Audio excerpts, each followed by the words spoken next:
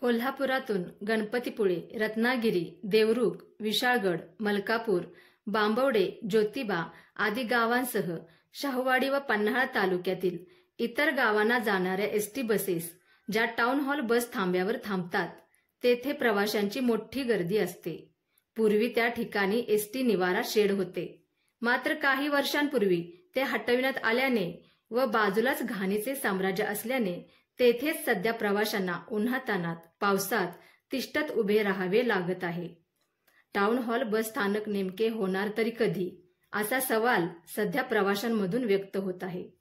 प्रवाशांची होत असलेली कुचंबना लक्षात घेऊन एसटी महामंडळाने तातडीने या ठिकाणी निवारा शेड उभारण्याची गरज आहे.